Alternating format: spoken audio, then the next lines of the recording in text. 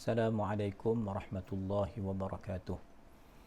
Ikhwatal iman, untuk kita memahami tarikat-tarikat yang pelbagai dalam Islam itu, yang asasnya kita ini semua tuan-tuan walaupun tidak berbai'ah, mungkin tuan-tuan rasa asing dan pelik dengan tarikat, ataupun tuan-tuan nampak tarikat ni semua poning tuan-tuan, dulu kaedah yang digunakan semua tarikat itu sesat, melainkan apa yang beriringan, yang bertepatan dengan Quran dan Sunnah.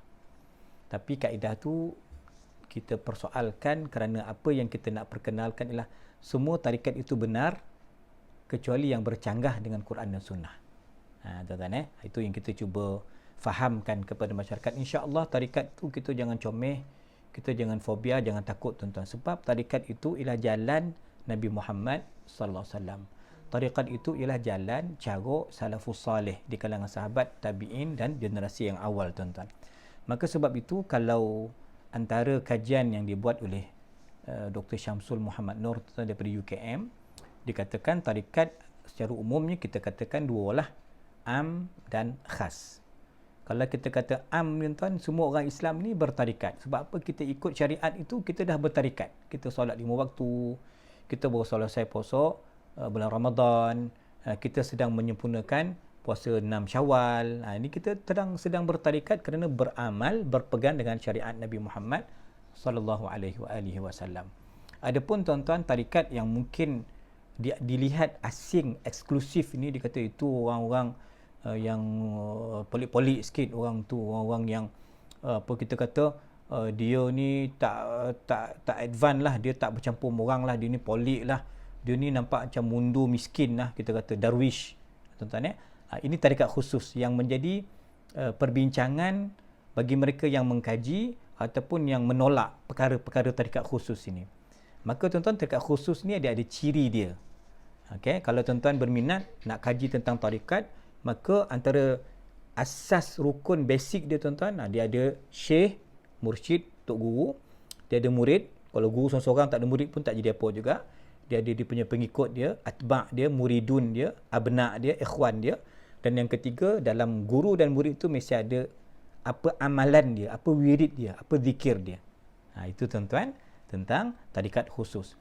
Maka tuan-tuan, kalau kita tengok Hujatul Islam Al-Imamul Ghazali, Muhammad bin Muhammad Al-Ghazali radhiyallahu an, yang kita kata merupakan tokoh yang mendamaikan kontroversi-kontroversi yang berlaku. Ada tarikat ni kadang tu over pun ada juga, yang melampau-lampau pun ada juga, yang kalau tak mengaji tuan-tuan berlaku khurafat, berlaku bid'ah, berlaku juga dalam orang tarikat ni, kita tak nafikan. Maka Imam Al-Ghazali tuan-tuan, dia nak damaikan perkara tu, maka muncul antaranya kitab Ihya yang terkenal dan kitab Al-Munqidh Minadh Dhalal.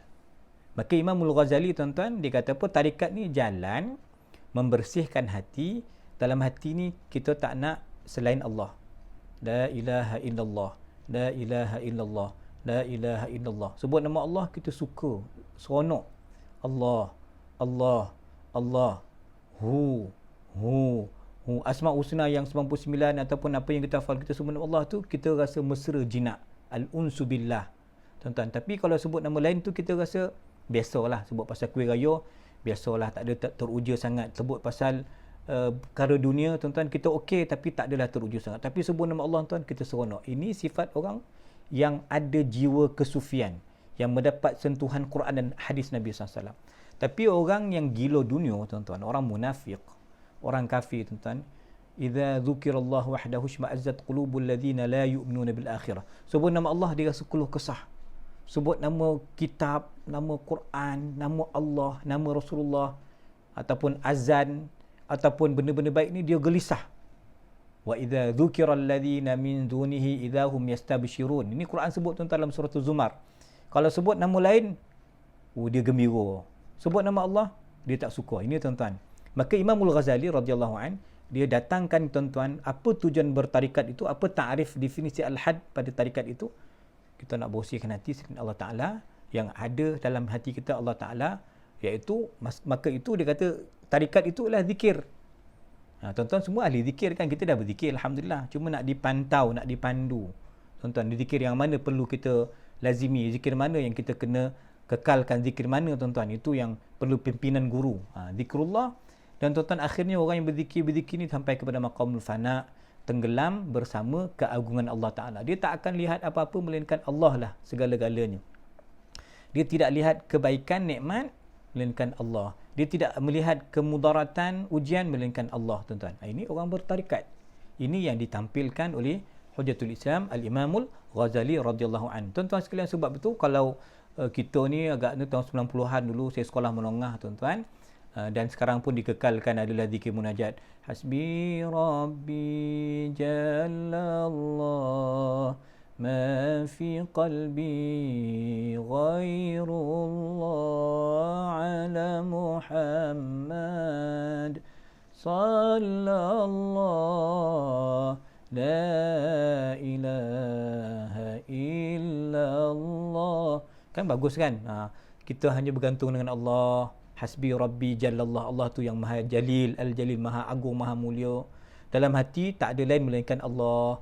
Kita, tuan-tuan, ya, juga dalam manhaj kesufian ni kita kata ada nur Muhammad, cahaya Nabi SAW itu bersama dengan kita, pimpinan Nabi itu bersama dengan kita, ya, sunnah Nabi itu sentiasa mengiringi kita, kan. Selawat Allah ke atas Nabi SAW.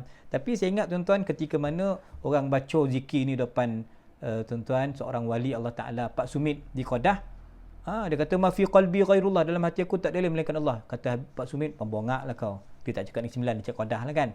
Bohong lah hang ke apa cakap, kan, tuan-tuan. Bohong. Bagaimana, tuan, kita nak keluarkan benda lain daripada Allah, nak letak Allah dalam hati. Kita kata dalam hati kita hanya Allah. Itu, tuan-tuan, perkara tu kenakan perlu kepada apa? Mujahadah yang panjang. Perjuangan yang bukan sedikit. Kena istiqamah, kena betul-betul, baru dapat rasa dalam hati kita Allah. Itulah peranan bertarikat. Itulah kerja tarikat. Itulah kerja para masyayikh, tuan-tuan, nak pastikan kita, nak bawa kita hanya bersama Allah. Tenggelam kita, fana kita dengan keagungan Allah. Bukan kita mengejar dunia, memburu dunia, tuan-tuan, tetapi apa situasi pun orang tarikat ini, tuan-tuan, yang benar lah, dia jadi istana Ibrahim bin Adham, orang tarikat, dia selamat. Keluarga di Raja Perak, tuan-tuan, 2-3 tokoh Sultan-Sultan Perak kita, orang tarikat.